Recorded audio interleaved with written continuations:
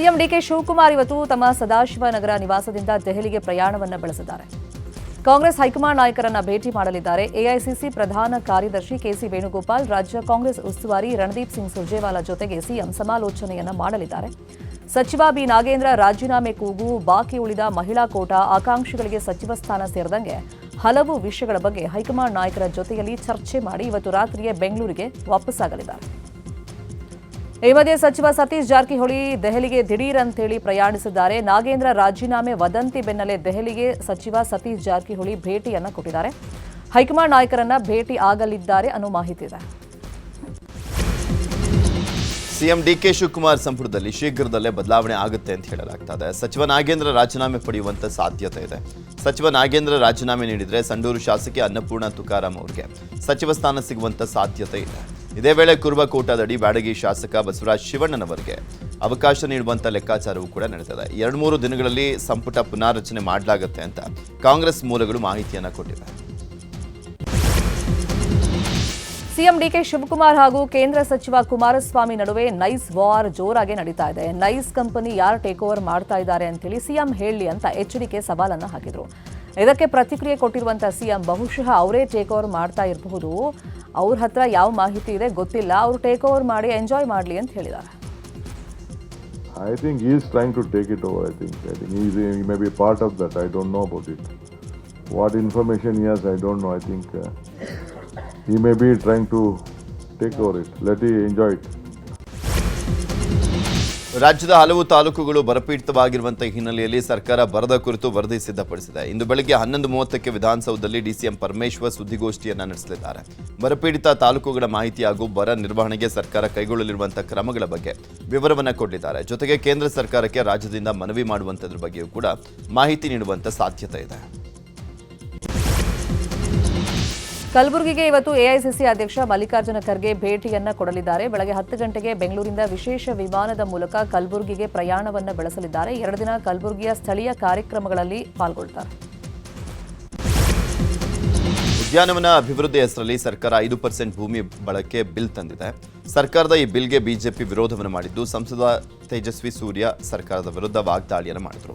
ಈ ಸರ್ಕಾರಕ್ಕೆ ಪಾರ್ಕ್ಗಳನ್ನು ಉದ್ಧಾರ ಮಾಡುವ ಕೆಲಸ ಮಾಡ್ತಾ ಇಲ್ಲ, ಪಾರ್ಕ್ ಜಾಗಗಳನ್ನು ಲೂಟಿ ಮಾಡ್ತಾ ಇದ್ದಾರೆ ಅಂತ ಕಿಡಿಕಾರಿದ್ದಾರೆ. ಇನ್ನು ಇದೇ ವಿಚಾರವಾಗಿ ರವಿಕುಮಾರ್ ಕೂಡ ಪ್ರತಿಕ್ರಿಯೆಯನ್ನು ಕೊಟ್ಟರು. ಇವತ್ತು ರಾಜ್ಯದ ಘನತೆವೆತ್ತ ರಾಜ್ಯಪಾಲರನ್ನ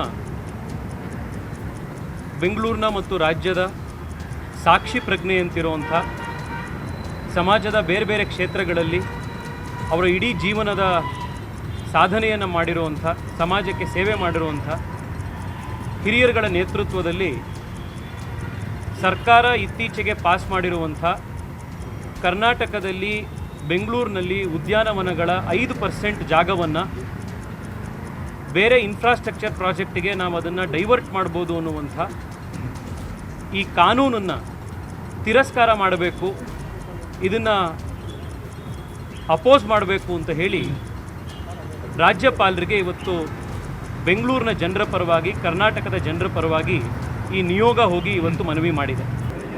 ರಾಜ್ಯದಲ್ಲಿ ದೊಡ್ಡ ದೊಡ್ಡ ಶಹರಗಳಲ್ಲಿ, ಜಿಲ್ಲಾ ಕೇಂದ್ರಗಳಲ್ಲಿ, ತಾಲೂಕು ಕೇಂದ್ರಗಳಲ್ಲಿ, ಬೆಂಗಳೂರು ಸೇರಿದಂತೆ ಬೆಂಗಳೂರು, ಮಂಗಳೂರು, ಹುಬ್ಬಳ್ಳಿ, ಮೈಸೂರು ಸೇರಿದಂತೆ ಪಾರ್ಕ್ಗಳಲ್ಲಿ 5% ಜಾಗವನ್ನು ತೆಗೆದುಕೊಳ್ಬೇಕು, ಆ ಜಾಗವನ್ನು ಕಮರ್ಷಿಯಲೈಸ್ ಮಾಡಬೇಕು ಅನ್ನುವಂಥ ಉದ್ದೇಶದಿಂದ ಏನು ರಾಜ್ಯದ ಪಾರ್ಕ್ಗಳಲ್ಲಿ 5% ಜಾಗವನ್ನು ಸರ್ಕಾರ ತೆಗೆದುಕೊಳ್ಬೇಕು ಅಂತ ಏನು ರೆಸಲ್ಯೂಷನ್ನನ್ನು ಮಾಡಿದೆ. ಬಿಜೆಪಿ ಆರೋಪಕ್ಕೆ ಸಿಎಂ ಡಿಕೆ ಶಿವಕುಮಾರ್ ಕೌಂಟರ್ ಕೊಟ್ಟಿದ್ದಾರೆ. ಯಾವ ಸರ್ಕಾರದಲ್ಲಿ ಪಾರ್ಕ್ಗಳನ್ನು ಉಪಯೋಗ ಮಾಡಿಕೊಂಡಿದ್ದಾರೆ ಅಂತ ದಾಖಲೆ ಕೊಡಲಿ, ನಾವು ಯಾರಿಗೂ ಬಳಕೆ ಮಾಡಿಕೊಳ್ಳಿಕ್ಕೆ ಕೊಟ್ಟಿಲ್ಲ, ಪಾರ್ಕ್ನಲ್ಲಿ ಯಾವ ಕಟ್ಟಡನೂ ಕಟ್ಟೋದಿಲ್ಲ ಅಂತ ತಿರುಗೇಟನ್ನು ಕೊಟ್ಟಿದ್ದಾರೆ. ಯಾರಿಗೂ ಬಳಕೆ ಮಾಡ್ಕೊಳ್ಳೋಕ್ಕೆ ಯಾವ ಅವಕಾಶನೂ ಇಲ್ಲ, ಯಾವುದು ಕೂಡ ನನಗೆ ನಾನು ಪಟ್ಟಿ ಕೊಡಲ ಯಾವ ಸರ್ಕಾರದಲ್ಲಿ ಯಾವ ಜಾಗನ ಪಾರ್ಕ್ನ ಎಂತೆಂತಕ್ಕೆ ಉಪಯೋಗಿಸ್ಕೊಂಡಿದ್ದಾರೆ ಅಂತ. ಅವ್ರ ಪಾರ್ಟಿಗಳಿಗೆ, ಅವ್ರ ಪಾರ್ಟಿ ಕಾರ್ಯಕರ್ತರಿಗೆ ಏನೇನು ನೀವು ಸದಾಶಿವನಗರದಲ್ಲಿ ಹೋಗಿ ನೋಡಿ, ಬೇರೆ ಎಲ್ಲೂ ಬೇಡ, ನನ್ನ ಮನೆಗೆ ಬನ್ನಿ, ಅಲ್ಲೇ 2 ನಿಮಿಷಕ್ಕೆ ಹೋಗಿ ಸದಾಶಿವನಗರದಲ್ಲಿ ಪಾರ್ಕ್ ಇತ್ತು, ಪಾರ್ಕ್ ಏನಾಗಿದೆ, ಏನು ಮಾಡಿದ್ದಾರೆ ಅನ್ನೋದು ನೀವು ನೋಡಿ. ನಾವು ಆ ಕೆಲಸ ಮಾಡ್ತಾಯಿಲ್ಲ. ಯಾವುದೇ ಆಗಲಿ ಇವತ್ತು ಯಾವ ಬಿಲ್ಡಿಂಗು ಕಟ್ಟೋದಿಲ್ಲ, ಯಾವ ಅದಾನಿ ಸುದ್ದಿನೂ ಇಲ್ಲ. ಕೆಲವು ಸಂದರ್ಭದಲ್ಲಿ ಕೆಲವು ಈಗ ರೋಡ್ಗಳನ್ನು ಅಗಲ ಮಾಡಬೇಕಾದ್ರೆ ಸಾರ್ವಜನಿಕ ಕೆಲಸಕ್ಕಿರೋಂಥ ಸಂದರ್ಭದಲ್ಲಿ ನಾವು ಅದನ್ನು ಕಾನೂನು ಚೌಕಟ್ಟಿನಲ್ಲೇ ನಾವು ಮಾಡಬೇಕು ಅನ್ನೋ ದೃಷ್ಟಿಯಿಂದ ಕೆಲವು ಸಾರ್ವಜನಿಕರ ಅನುಕೂಲಕ್ಕೆ ಯಾವುದಾದ್ರು ಬಂತು ಅಂದರೆ ಒಂದು 5% ಉಪಯೋಗ ಮಾಡ್ಕೊಳ್ಳಿಕ್ಕೆ ಅವಕಾಶ ಆಗಬೇಕು ಅನ್ನೋ ದೃಷ್ಟಿಯಿಂದ ಇದು ಒಂದೇ ಕಡೆ ಅಲ್ಲ, ಬೇರೆ ಬೇರೆ ಕಡೆ ಎಲ್ಲ ಆದಷ್ಟು ಕೆಲವು ಕಡೆ ರೋಡ್ಗಳನ್ನ ವೈಡಿಂಗ್ ಮಾಡೋಂಥ ಒಂದು ಅನಿವಾರ್ಯತೆ ಕೂಡ ಇದೆ. ನಾವು ವಿದ್ಯಾರ್ಥಿಗಳ ಸಮಸ್ಯೆ ಹಾಗೂ ಶಿಕ್ಷಣ ಸುಧಾರಣೆಗೆ ರಾಜ್ಯ ಸರ್ಕಾರ ಮಹತ್ವದ ಹೆಜ್ಜೆಯನ್ನ ಇಟ್ಟಿದ್ದು ಸಚಿವ ಸಂಪುಟ ಉಪ ಸಮಿತಿಯನ್ನ ರಚನೆ ಮಾಡಿದೆ.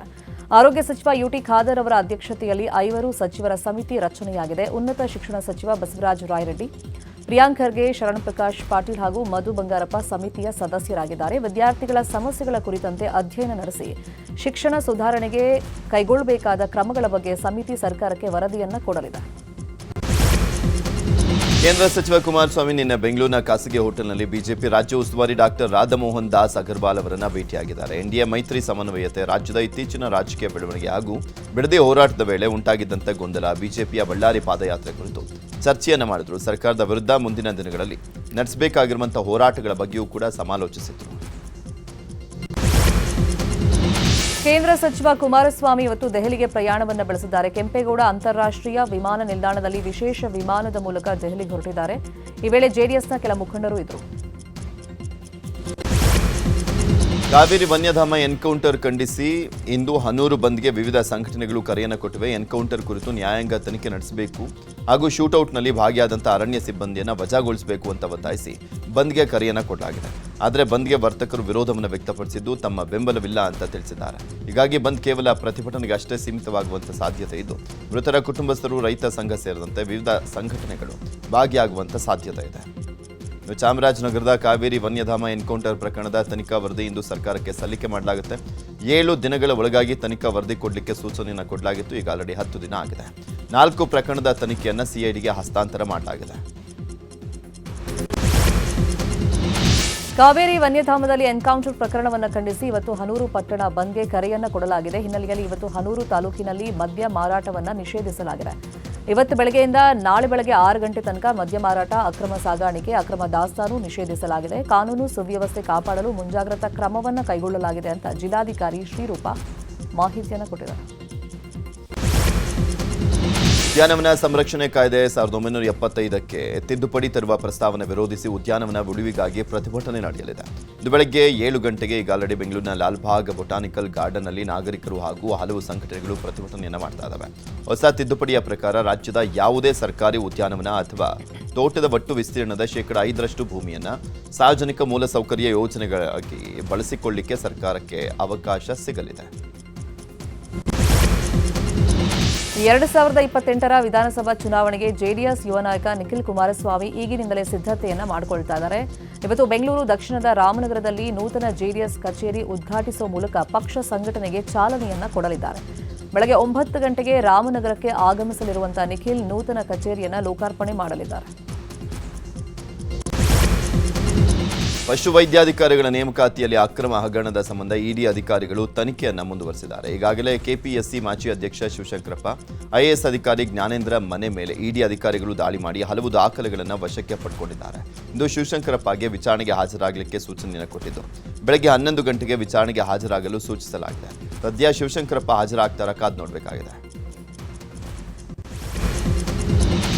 ಪುತ್ತೂರಿನ ದರ್ಬೆಯಲ್ಲಿ ನಡೆದಂತಹ ಗಲಾಟೆ ಪ್ರಕರಣ ಸಂಬಂಧ ಕುರಿತಾಗಿ ಕಾಂಗ್ರೆಸ್ ವಕ್ತಾರ ಅಮಳ ರಾಮಚಂದ್ರ ಕಿಡಿಕಾರಿದ್ದಾರೆ. ಈ ಕುರಿತು ಮಾತನಾಡಿರುವಂತಹ ಅವರು ಬಿಜೆಪಿ ಮತ್ತು ಸಂಘ ಪರಿವಾರ ಕೋಮು ಸಂಘರ್ಷದ ವಾತಾವರಣ ಸೃಷ್ಟಿ ಮಾಡೋಕೆ ಪ್ರಯತ್ನ ಪಡ್ತಾ ಇವೆ ಅಂತ ಹೇಳಿ ಆರೋಪವನ್ನ ಮಾಡಿದ್ದಾರೆ. ಪುತ್ತೂರಿನಲ್ಲಿ ಸಣ್ಣ ಪುಟ್ಟ ಘಟನೆಗಳನ್ನು ರಾಜಕೀಯಗೊಳಿಸಿ ಜನರ ಶಾಂತಿ, ನೆಮ್ಮದಿಗೆ ಧಕ್ಕೆ ತರುವಂತಹ ಪ್ರಯತ್ನ ಕಳೆದ ಹಲವು ವರ್ಷಗಳಿಂದ ನಡೀತಾ ಇದೆ. ದರ್ಬೆ ಪ್ರಕರಣವೂ ಇದೇ ರೀತಿಯಲ್ಲಿ ವಿವಾದಕ್ಕೆ ತಿರುಗಿಸಲಾಗ್ತಿದೆ ಅಂತ ಹೇಳಿ ಆರೋಪ ಮಾಡಿದ್ದಾರೆ. ಉತ್ತರ ಕನ್ನಡ ಜಿಲ್ಲೆಯ ಅಂಕೋಲಾದಲ್ಲಿ ಈದ್ ಮಿಲಾದ್ ಮೆರವಣಿಗೆಯಲ್ಲಿ ಪ್ಯಾಲೆಸ್ಟೈನ್ ಧ್ವಜ ಹಾರಿಸಿದ ಪ್ರಕರಣಕ್ಕೆ ಸಂಬಂಧಪಟ್ಟಂತೆ ಪೊಲೀಸರು ಸುಮೋಟೋ ಕೇಸ್ ದಾಖಲು ಮಾಡಿಕೊಂಡಿದ್ದಾರೆ. ವಿಠಲ್ ಘಾಟ್ ನಿವಾಸಿ ಮೊಹಮ್ಮದ್ ರಜಾ ಶೇಖ್ ಎಂಬಾತನ ವಿರುದ್ಧ ಪೊಲೀಸರು ಅಂಕೋಲಾ ಠಾಣೆಯಲ್ಲಿ ಪ್ರಕರಣ ದಾಖಲು ಮಾಡಿದ್ದಾರೆ. ಪ್ಯಾಲೆಸ್ಟೈನ್ ಧ್ವಜ ಹಾರಿಸಿದ ಕೂಡಲೇ ಪೊಲೀಸರು ಧ್ವಜವನ್ನು ವಶಕ್ಕೆ ಪಡೆದು ಇದರ ಆರೋಪಿಯನ್ನು ವಶಕ್ಕೆ ಪಡೆದಿದ್ದಾರೆ.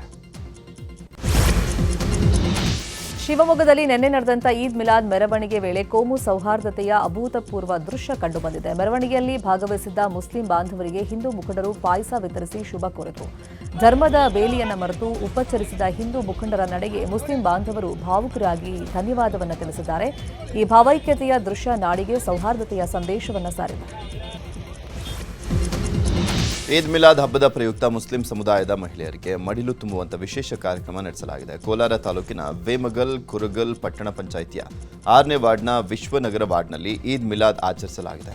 ಜಿಲ್ಲಾ ಪಂಚಾಯಿತಿ ಮಾಜಿ ಅಧ್ಯಕ್ಷ ಸಿಎಸ್ ವೆಂಕಟೇಶ್ ಹಾಗೂ ಬೆಂಬಲಿಗರು ಮುಸ್ಲಿಂ ಮನೆಗಳಿಗೆ ಭೇಟಿ ಕೊಟ್ಟು ಮಹಿಳೆಯರಿಗೆ ರೇಷ್ಮೆ ಸೀರೆ, ಬಳೆ, ಎಲೆ ಅಡಿಕೆ, ಬಾಳೆಹಣ್ಣು ನೀಡಿ ಈದ್ ಮಿಲಾದ್ ಶುಭಾಶಯವನ್ನು ಕೋರಿದ್ದಾರೆ. ಬೆಂಗಳೂರಲ್ಲಿ ಕ್ಲೀನ್ ಆಗದ 30 ಖಾಲಿ ನಿವೇಶನಗಳ ಮಾಲೀಕರಿಗೆ ಜಿಬಿಎ ದಕ್ಷಿಣ ಪಾಲಿಕೆ ನೋಟಿಸ್ ಅನ್ನು ಕೊಟ್ಟಿದೆ. ಪದ್ಮನಾಭನಗರದಲ್ಲಿ 10, ಬಿಟಿಎಂ ಲೇಔಟ್ನಲ್ಲಿ 5, ಜಯನಗರದಲ್ಲಿ 5, ಬೆಂಗಳೂರು ದಕ್ಷಿಣದಲ್ಲಿ 5 ಹಾಗೆಯೇ ಬೊಮ್ಮನಹಳ್ಳಿಯಲ್ಲಿ 5 ನಿವೇಶನಗಳ ಮಾಲೀಕರಿಗೆ ನೋಟಿಸ್ ಅನ್ನು ಜಾರಿ ಮಾಡಲಾಗಿದೆ. ಈ ಬಗ್ಗೆ ದಕ್ಷಿಣ ಪಾಲಿಕೆ ಆಯುಕ್ತ ಕೆಎನ್ ರಮೇಶ್ ಮಾಹಿತಿಯನ್ನು ಕೊಟ್ಟಿದ್ದಾರೆ. ಇನ್ನು ಖಾಲಿ ನಿವೇಶನಗಳನ್ನು ಸ್ವಚ್ಛಗೊಳಿಸಲು ನೀಡಲಾಗಿದ್ದ ಗಡುವು ಮುಕ್ತಾಯವಾಗಿದೆ. ಎಂದಿನಿಂದ ಸೈಟ್ ಸ್ವಚ್ಛಗೊಳಿಸದ ಆಸ್ತಿ ಮಾಲೀಕರಿಗೆ ದಂಡ ವಿಧಿಸುವಂತ ಪ್ರಕ್ರಿಯೆ ಶುರುವಾಗಲಿದೆ. ಬೆಳಗ್ಗೆ 11 ಗಂಟೆಗೆ ಶಾಂತಿನಗರ ಕ್ಷೇತ್ರದಲ್ಲಿ ಸಚಿವ ಕೃಷ್ಣ ಬೈರೇಗೌಡ ಅಧಿಕೃತವಾಗಿ ಇದಕ್ಕೆ ಚಾಲನೆಯನ್ನು ಕೊಡಲಿದ್ದಾರೆ. ಕೊಡಗು ಜಿಲ್ಲೆ ಜೋಡುಪಾಲ ಅಬ್ಬಿಕೊಲ್ಲಿ ಜಲಪಾತದ ಸಮೀಪದಲ್ಲಿ ಟಿಟಿ ವಾಹನದ ಮೇಲೆ ಲಾರಿ ಮಗುಚಿದೆ. 8 ಜನರಿಗೆ ಗಾಯಗಳಾಗಿದ್ದು ಗಾಯಾಳುಗಳನ್ನು ಸುಳ್ಯದ ಕೆವಿಜಿ ಆಸ್ಪತ್ರೆಗೆ ದಾಖಲಿಸಲಾಗಿದೆ. ಗುಜರಾತ್ನ ಅಹಮದಾಬಾದ್ನಿಂದ ಪ್ರವಾಸಿಗರು ಬಂದಿದ್ರು. ಮಡಿಕೇರಿಯಿಂದ ಮಂಗಳೂರಿಗೆ ಪ್ರವಾಸಿಗರು ತೆರಳುತ್ತಾ ಇದ್ದಾಗ ಈ ಘಟನೆ ನಡೆದಿದೆ. ಉಚಿತ ಬಸ್ ಪಾಸ್ ಇದ್ರೂ ಕೂಡ ವಿದ್ಯಾರ್ಥಿಗಳಿಗೆ ಟಿಕೆಟ್ ನೀಡ್ತಾ ಇದ್ದಾರೆ ಅಂತ ಆರೋಪಿಸಿ ವಿದ್ಯಾರ್ಥಿಗಳು ಪ್ರತಿಭಟನೆಯನ್ನು ಮಾಡಿದ್ದಾರೆ. ಹಾವೇರಿ ಕೇಂದ್ರ ಬಸ್ ನಿಲ್ದಾಣದಿಂದ ದೇವಗಿರಿ ಮಾರ್ಗವಾಗಿ ತೆರಳುತ್ತಾ ಇದ್ದಂಥ ಬಸ್ ತಡೆದು ವಿದ್ಯಾರ್ಥಿಗಳು ಆಕ್ರೋಶವನ್ನು ವ್ಯಕ್ತಪಡಿಸಿದ್ದಾರೆ. ವಿದ್ಯಾರ್ಥಿಗಳ ಬಳಿ ಉಚಿತ ಬಸ್ ಪಾಸ್ ಇದ್ರೂ ಕೂಡ ಕಂಡಕ್ಟರ್ ಟಿಕೆಟ್ ಅನ್ನು ಕೊಟ್ಟಿದ್ದಾರೆ. ರಾತ್ರಿ 8 ಗಂಟೆಯ ಬಳಿಕ ವಿದ್ಯಾರ್ಥಿಗಳ ಬಸ್ ಪಾಸ್ ಚಾಲ್ತಿಯಲ್ಲಿರೋದಿಲ್ಲ ಅಂತ ಹೇಳಿ ಟಿಕೆಟ್ ನೀಡ್ತಾ ಇದ್ದಾರೆ. ಉಚಿತ ಬಸ್ ಪಾಸ್ ನಿಯಮದ ಬಗ್ಗೆ ಸ್ಪಷ್ಟತೆ ನೀಡಬೇಕು ಅಂತ ವಿದ್ಯಾರ್ಥಿಗಳು ಆಗ್ರಹಿಸಿದ್ದಾರೆ. ಮದುವೆ ಆಗೋದಾಗಿ ನಂಬಿಸಿ ಪ್ರಿಯಕರ ಮೋಸ ಮಾಡಿದ್ದಾನೆ ಅಂತ ಆರೋಪಿಸಿ ಯುವತಿ ಪ್ರಿಯಕರನ ಮನೆ ಮುಂದೆ ಪ್ರತಿಭಟನೆಯನ್ನ ಮಾಡಿದ್ದಾಳೆ. ಬೆಳಗಾವಿ ಜಿಲ್ಲೆಯ ಕಾಗವಾಡ ತಾಲೂಕಿನ ಉಪ್ಪಾರವಾಡಿ ಗ್ರಾಮದಲ್ಲಿ ಘಟನೆ ನಡೆದಿದೆ. ಅಕ್ಷಯ್ ಉಪ್ಪಾರ್ ಎಂಬಾತ ಕಳೆದ 5 ವರ್ಷಗಳಿಂದ ತನ್ನೊಂದಿಗೆ ಸಂಬಂಧ ಹೊಂದಿದ್ದ ಅಂತ ಯುವತಿ ಆರೋಪವನ್ನು ಮಾಡಿದ್ದಾರೆ. ದಾವಣಗೆರೆಯಲ್ಲಿ ಭದ್ರಾ ಡ್ಯಾಂ ನೀರಿಗಾಗಿ ಜಲ ಸಂಘರ್ಷ ಜೋರಾಗಿದೆ. ಒಂದ್ ಕಡೆ ಭದ್ರಾ ನಾಲೆಗಳಿಗೆ ನೀರು ಬಿಡುಗಡೆಗೆ ಆಗ್ರಹಿಸಿ ಹೋರಾಟ ಮಾಡ್ತಾ ಇದ್ದಾರೆ. ಮತ್ತೊಂದ್ ಕಡೆ ಚಿತ್ರದುರ್ಗ ಶಾಖಾ ಕಾಲುವೆಗೆ 3 ಟಿಎಂಸಿ ನೀರು ಬಿಡುಗಡೆಗೆ ಆದೇಶವನ್ನು ಕೊಡಲಾಗಿದೆ. ಮುಂಗಾರು ಮಳೆ ಕೊರತೆಯಿಂದ ದಾವಣಗೆರೆಯಲ್ಲಿ ರೈತರು ನೀರಿಗಾಗಿ ಪರದಾಟವನ್ನು ಮಾಡ್ತಾ ಇದ್ದಾರೆ. ಆದರೆ ಜಲಸಂಪನ್ಮೂಲ ಇಲಾಖೆ ಚಿತ್ರದುರ್ಗದ ಶಾಖಾ ಕಾಲುವೆಗೆ ನೀರು ಬಿಟ್ಟಿರುವುದಕ್ಕೆ ಭಾರಿ ಆಕ್ರೋಶ ವ್ಯಕ್ತವಾಗ್ತಾ ಇದೆ. ನಾಳೆ ಬೆಂಗಳೂರಿನಲ್ಲಿ ಏಕರೂಪದ ಸಮಾನ ಶಿಕ್ಷಣಕ್ಕಾಗಿ ಆಗ್ರಹಿಸಿ ಉಪವಾಸ ಸತ್ಯಾಗ್ರಹ ನಡೆಯಲಿದೆ. ಶಿಕ್ಷಣ ಇಲಾಖೆ ವಿರುದ್ಧ ಆಕ್ರೋಶ ವ್ಯಕ್ತಪಡಿಸಿ ಬೆಂಗಳೂರಿನ ಫ್ರೀಡಂ ಪಾರ್ಕಿನಲ್ಲಿ ಅನಿರ್ದಿಷ್ಟಾವಧಿ ಉಪವಾಸ ಸತ್ಯಾಗ್ರಹ ನಡೆಯಲಿದೆ. ರೈತ ಮತ್ತು ಕಾರ್ಮಿಕ ರಕ್ಷಣಾ ವೇದಿಕೆಯಿಂದ ಪ್ರತಿಭಟನೆ ನಡೆಯಲಿದೆ.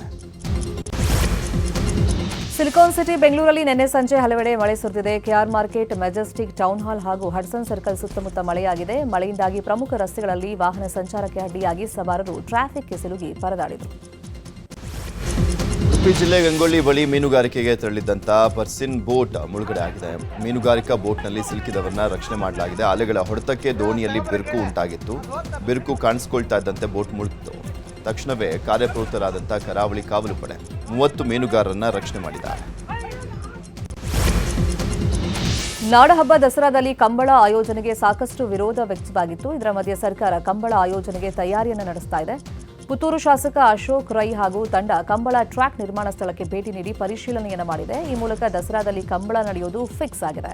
ಕಂಬಳ ಆಯೋಜನೆಗೆ ಭರದ ಸಿದ್ಧತೆಗಳು ನಡೀತಾ ಇದೆ. ಕಂಬಳ ಇರುತ್ತೆ ಇವಾಗ ಖಂಡಿತ ಈ ಸರಿ ಮುಖ್ಯಮಂತ್ರಿಗಳು ಕಂಬಳ ಮಾಡಬೇಕು ಅಂತ ಹೇಳಿ ಸೂಚನೆ ಕೊಟ್ಟಿದ್ದಾರೆ. ಸೊ ಹಾಗೆ ಕಂಬಳ ನಡೆಯುತ್ತೆ. ಕಂಬಳ ಅಲ್ಲಿ ನಮ್ಮ ಸೈಕಲ್ ವೆಲೋಡ್ರೋಮ್ ಮಾಡಬೇಕು ಅಂತಿದೀವಲ್ಲ ಆ ಜಾಗದಲ್ಲಿ ನಡೆಯುತ್ತೆ. ಕಂಬಳ ಇರುತ್ತೆ ಇವಾಗ ಖಂಡಿತ ಈ ಸರಿ ಮುಖ್ಯಮಂತ್ರಿಗಳು ಕಂಬಳ ಮಾಡಬೇಕು ಅಂತ ಹೇಳಿ ಸೂಚನೆ ಕೊಟ್ಟಿದ್ದಾರೆ. ಸೊ ಹಾಗೆ ಕಂಬಳ ನಡೆಯುತ್ತೆ.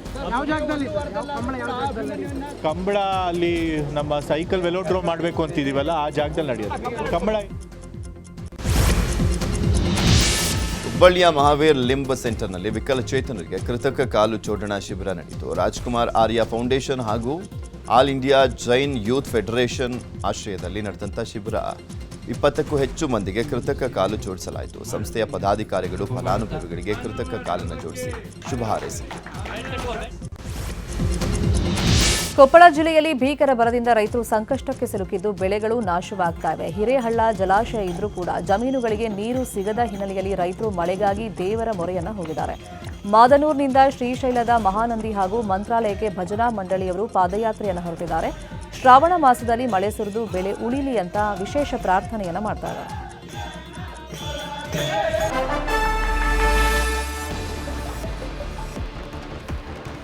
ನೇಪಾಳದಲ್ಲಿ ಪ್ರಕೃತಿಯ ರೌದ್ರ ನರ್ತನ, ಬೋಟೆಕೋಶಿ ಅಬ್ಬರ ನಲಗಿರುವಂಥದ್ದು ನೇಪಾಳ. ಜಲಸ್ಫೋಟಕ್ಕೆ 10 ಹಳ್ಳಿಗಳು ಧ್ವಂಸ ಆಗೋಗಿದೆ. 160ಕ್ಕೂ ಅಧಿಕ ಮಂದಿ ಜಲಸಮಾಧಿಯಾಗಿರುವಂಥದ್ದು. ಸಾವಿನ ಸಂಖ್ಯೆ ಮತ್ತಷ್ಟು ಹೆಚ್ಚಳ ಆಗುವಂಥ ಸಾಧ್ಯತೆ ಇದೆ. 106 ಮಂದಿ ಸಾವನ್ನಪ್ಪಿದ್ದಾರೆ, 106 ಮಂದಿ ಕೊಚ್ಕೊಂಡು ಹೋಗಿದ್ದಾರೆ, ನಾಪತ್ತೆ ಆಗಿದ್ದಾರೆ. ಒಂದೊಂದು ದೃಶ್ಯವೂ ಕೂಡ ಭೀಕರವಾಗಿದೆ, ಭಯಾನಕವಾಗಿದೆ. ನೇಪಾಳದಲ್ಲಿ ಸಂಭವಿಸಿರುವಂಥ ಆ ಪ್ರವಾಹ ಸಾಕಷ್ಟು ಜನರ ಜೀವವನ್ನು ಕಿತ್ಕೊಳ್ಳೋದ್ರ ಜೊತೆಗೆ ಜೀವನವನ್ನು ಕೂಡ ಕಿತ್ಕೊಂಡಿದೆ. ಜಲರಾಶಿಗೆ 10 ಊರುಗಳೇ ಕಣ್ಮರೆಯಾಗಿದೆ. ರಸ್ತೆ, ಸೇತುವೆ, ಮನೆಗಳು ನೀರು ಪಾಲಾಗಿರೋದು. 130ಕ್ಕೂ ಅಧಿಕ ಭಾರತೀಯರು ನೇಪಾಳದಲ್ಲಿ ಕಣ್ಮರೆ ಆಗಿದ್ದಾರೆ. 400ಕ್ಕೂ ಅಧಿಕ ಮಂದಿ ಪ್ರವಾಸಿಗರು ನಾಪತ್ತೆ ಆಗಿರುವಂಥದ್ದು. ನೇಪಾಳಕ್ಕೆ ನೆರವಿನ ಭರವಸೆಯನ್ನು ಕೊಟ್ಟಿದೆ ಭಾರತ. ಆಲ್ರೆಡಿ ದೊಡ್ಡ ಮಟ್ಟದಲ್ಲಿ ಔಷಧಿಯ ಸರಬರಾಜನ್ನು ಕೂಡ ಮಾಡಲಾಗ್ತಾ ಇದೆ. ಭಾರತದ ಗಡಿ ಜಿಲ್ಲೆಗಳಲ್ಲೂ ಕೂಡ ಹೈ ಅಲರ್ಟ್ನಲ್ಲಿ ಇರುವಂತೆ ಸೂಚನೆಯನ್ನು ಕೊಡಲಾಗಿದೆ. ಸ್ಪೆಷಲಿ ಬಿಹಾರಕ್ಕೆ ಹೈ ಅಲರ್ಟ್ನಲ್ಲಿ ಇರುವಂತೆ ಸೂಚನೆಯನ್ನು ಕೊಡಲಾಗಿರುವಂಥದ್ದು. ಅಲ್ಲಿರುವಂಥ ಪ್ರವಾಹ ಇಲ್ಲಿ ನೆರೆಯನ್ನು ಸೃಷ್ಟಿ ಮಾಡುವಂಥ ಸಾಧ್ಯತೆ ಇರುವಂಥ ಹಿನ್ನೆಲೆಯಲ್ಲಿ ಮನೆ ಮಠ ಬಿಟ್ಟು ಬೆಟ್ಟದ ಮೇಲೆ ಹೋಗಿ ನಿಂತ್ಕೊಂಡಿದ್ದಾರೆ ಜನ ಜೀವವನ್ನು ಉಳಿಸ್ಕೊಳ್ಳೋದಕ್ಕೆ. ಆ ದೃಶ್ಯಾವಳಿಗಳೇ ತುಂಬ ಭೀಕರವಾಗಿತ್ತು. ಹತ್ತತ್ರ 6 ಮಹಡಿ ಎತ್ತರದಷ್ಟು ನೀರು ಕೊಚ್ಕೊಂಡು ಬರ್ತಾ ಇತ್ತಂತೆ. ನೀರ್ಗಲ್ಲು ಕುಸಿದು ಮೇಘ ಸ್ಫೋಟ ಆಗಿ ಈ ದುರಂತ ಸಂಭವಿಸಿರುವಂಥದ್ದು. 106 ಜನ ಸಾವನ್ನಪ್ಪಿದ್ದಾರೆ, 106 ಜನ ನಾಪತ್ತೆ ಆಗಿದ್ದಾರೆ. ದೊಡ್ಡ ಮಟ್ಟದಲ್ಲಿ ರಕ್ಷಣಾ ಕಾರ್ಯಾಚರಣೆಯನ್ನು ಕೂಡ ಕೈಗೊಳ್ಳಲಾಗಿರುವಂಥದ್ದು. ಸುಮಾರು 700ಕ್ಕೂ ಹೆಚ್ಚು ಜನ ನಾಪತ್ತೆ ಆಗಿದ್ದಾರೆ. ಅದರಲ್ಲಿ 150ಕ್ಕೂ ಹೆಚ್ಚು ಜನ ಭಾರತೀಯರಿದ್ದಾರೆ. ಮಾನಸ ಗಂಗೋತ್ರಿ ಯಾತ್ರೆಗೆ ತೆರಳಿದಂಥವರು 110ಕ್ಕೂ ಹೆಚ್ಚು ಜನ ಭಾರತೀಯರು ಮಾನಸ ಗಂಗೋತ್ರಿಗೆ ಹೋದಂಥವ್ರು ನಾಪತ್ತೆ ಆಗಿದ್ದಾರೆ. ಟಿಬೇಟ್ ನೇಪಾಳ ಗಡಿಭಾಗದಲ್ಲಿ ಸಂಭವಿಸಿರುವಂಥ ದುರಂತ ಇದು. ನಿನ್ನೆ ಒಂದೊಂದು ದೃಶ್ಯಾವಳಿಗಳು ಕೂಡ ಬಂದಂಥ ಸಂದರ್ಭದಲ್ಲಿ ಭೀಕರವಾಗಿತ್ತು. ಅಲ್ಲಿ ಜನ ತಮ್ಮ ಜೀವ ಉಳಿಸ್ಕೊಳ್ಳಿಕ್ಕೆ ಬೆಟ್ಟದ ಮೇಲೆ ಹೋಗಿದ್ದಾರೆ. ಅಷ್ಟು ಎತ್ತರದಲ್ಲಿ ನೀರು ಹೋಗ್ತಾ ಇತ್ತು. ಹತ್ತತ್ರ 6 ಮಹಡಿಯಷ್ಟು ಎತ್ತರದಲ್ಲಿ ನೀರು ಬಂತಂತೆ ಒಂದೇ ಸಲ. ಯಾವ ಗ್ರಾಮನೂ ಉಳಿದಿಲ್ಲ, ಯಾವ ಜಲಸ್ಥಾವರಗಳು ಕೂಡ ಉಳಿದಿಲ್ಲ, ಸೇತುವೆಗಳು ಉಳಿದಿಲ್ಲ, ರಸ್ತೆಗಳು ಉಳಿದಿಲ್ಲ, ಎಲ್ಲ ಕೂಡ ಧ್ವಂಸ ಆಗೋಗಿದೆ. ನೇಪಾಳದಲ್ಲಿ ಸಂಭವಿಸಿರುವಂಥ ಭೀಕರ ಪ್ರವಾಹದ ದುರಂತದಲ್ಲಿ ಸದ್ಯಕ್ಕೆ ಸಿಕ್ಕಿರುವಂಥ ಮಾಹಿತಿ ಪ್ರಕಾರ 160ಕ್ಕೂ ಹೆಚ್ಚು ಜನ ಸಾವನ್ನಪ್ಪಿದ್ದಾರೆ. ಸಾವಿನ ಸಂಖ್ಯೆ ಇನ್ನಷ್ಟು ದುಪ್ಪಟ್ಟಾಗುವಂಥ ಸಾಧ್ಯತೆ ಇದೆ. ಭಾರತ ಕೂಡ ನೆರವನ್ನು ಕೊಡ್ತಾ ಇದೆ. ಇದೀಗ ಪ್ರಮುಖ ಸುದ್ದಿಯನ್ನು ಒಂದೊಂದಾಗಿ ನೋಡ್ತಾ ಹೋಗೋಣ.